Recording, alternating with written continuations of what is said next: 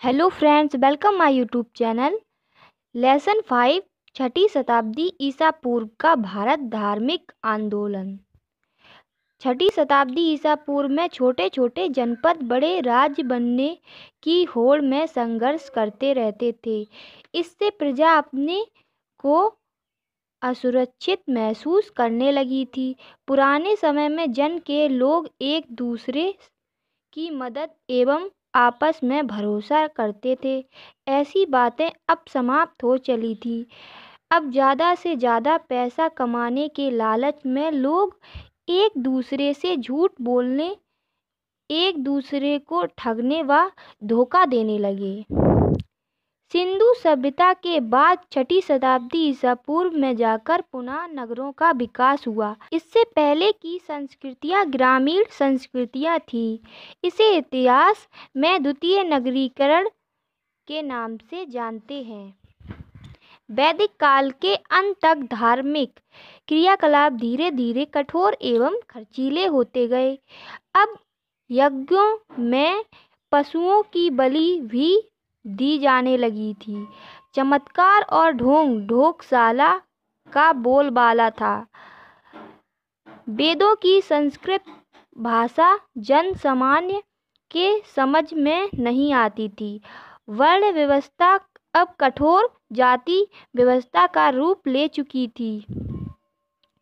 पुरोहितों के द्वारा पूरे समाज को ऊंची तथा नीची जाति में विभाजित कर दिया गया।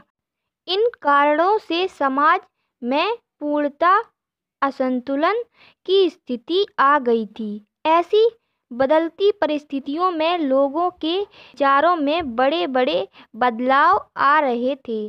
सभी के मन में तरह तरह के सवाल उठ रहे थे, जैसे यज्ञ क्यों करना चाहिए, क्या चढ़ावा चढ़ाने से मोक्ष प्राप्त होता है, क्या वास्तव में सब कुछ पूर्व निश्चित है तथा ईश्वर ने तय किया है, क्या अपनी स्थिति बदली नहीं जा सकती, ऐसा क्या है जो कभी नहीं मरता, मरने के बाद क्या होता है, क्या तपस्या करने से तपस्वी अमर हो जाते हैं।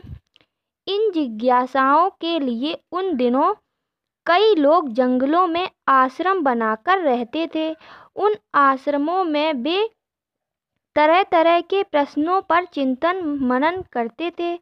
वहां आने वालों से वे चर्चा करते थे और अपने पास बैठाकर दूसरों को सिखाते थे। जो लोग आश्रमों में रहते थे वे ऋषि मुनि कहलाते थे। इन ऋषियों ने मृत्यु के बाद के जीवन के बारे में चिंतन कर बताया कि आत्मा या ब्रह्म कभी भी नष्ट नहीं होते हैं।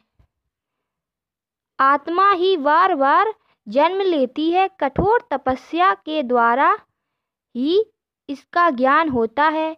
आत्मा जब ब्रह्म से मिल जाती है तब मानव को संसार के कष्टों से मुक्ति मिल जाती है। आत्मा का ज्ञान ही परम ज्ञान है। ऋषियों के यह विचार उपनिषदों में मिलते हैं।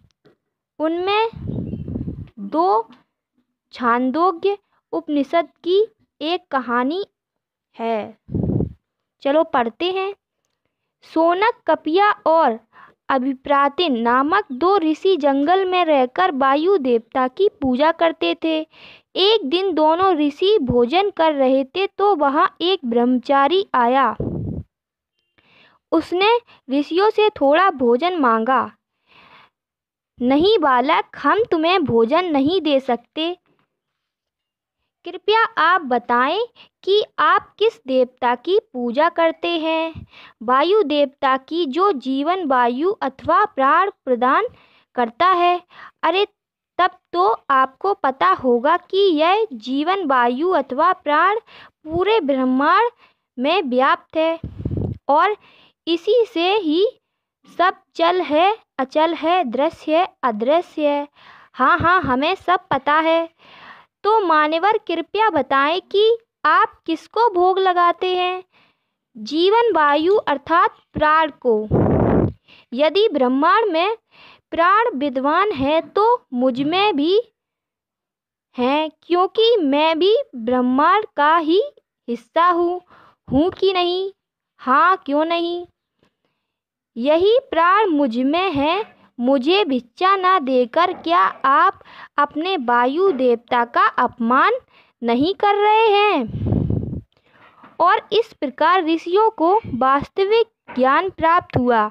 वे अपने अज्ञान पर शर्मिंदा हुए और उन्होंने ब्रह्मचारी के साथ भोजन किया। ऋषियों मुनियों के अलावा कुछ और लोग भी ज्ञान की खोज में लगे थे, जो एक स्थान पर नहीं रहते थे। कई राजा भी इन ऋषियों की तरह चिंतन में आगे थे। वे घर त्याग कर गांव-गांव, जंगल-जंगल, शहर-शहर घूमते रहते थे। ऐसे लोगों में महावीर और गौतम बुद्ध बहुत प्रसिद्ध हुए। महावीर वर्धमान। महावीर स्वामी जैन धर्म के 24वें तीर्थंकर महापुरुष थे। इनके बचपन का नाम वर्धमान था। इनका जन्म एक राज परिवार में वैशाली के निकट 540 ईसा पूर्व में हुआ था। सत्य और शांति की खोज में इन्होंने कठोर तप करने का मार्ग अपनाया। 30 वर्ष की अवस्था में घर छोड़कर कठिन तपस्या की और अपनी इंद्रियों पर विजय प्राप्त कर लेने के कारण वे महावीर और जिन अर्थात विजेता कहे गए। स्वयं ज्ञान प्राप्त करने के बाद दूसरों की भलाई के लिए उन्होंने अपने सिद्धांतों का प्रचार प्राकृत भाषा में किया, जो उस समय आम लोगों की बोलचाल की भाषा थी। महावीर स्वामी के अनुसार मनुष्य का सबसे बड़ा लक्ष्य जन्म मरण के चक्कर से मुक्त होकर कैवल्य मतलब मोक्ष प्राप्त करना है। ऋषभदेव जैन धर्म के संस्थापक एवं प्रथम तीर्थंकर थे। जीवन के विकास के लिए इन्होंने मन, वचन और कर्म से शुद्ध रहकर 3 बातों को मानने पर विशेष बल दिया। पहली बात है सही बातों में विश्वास, दूसरी सही बातों को ठीक से समझना, तीसरी उचित कर्म। जैन धर्म में इन्हें त्रिरत्न कहा जाता है। महावीर स्वामी ने अच्छे व्यवहार व आचरण के लिए 5 महाव्रतों का पालन करने के लिए कहा। उन महाव्रतों में से एक है जीवों को ना मारना, दूसरा सच बोलना, तीसरा चोरी ना करना, चौथा अनुचित धन ना जुटाना, पांचवा इंद्रियों को बस में रखना। महावीर स्वामी के कैवल्य के लगभग 2 शताब्दियों बाद उनके जैन अनुयायी 2 संप्रदायों में बट गए।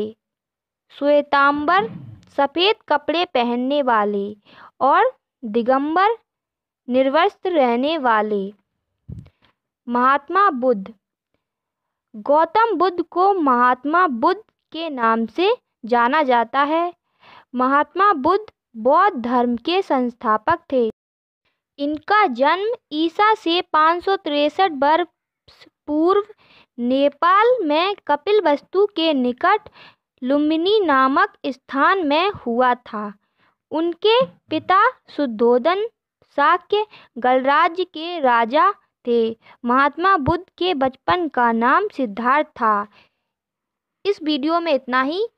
अगली वीडियो में सिद्धार्थ की कहानी बताएंगे। Thank you.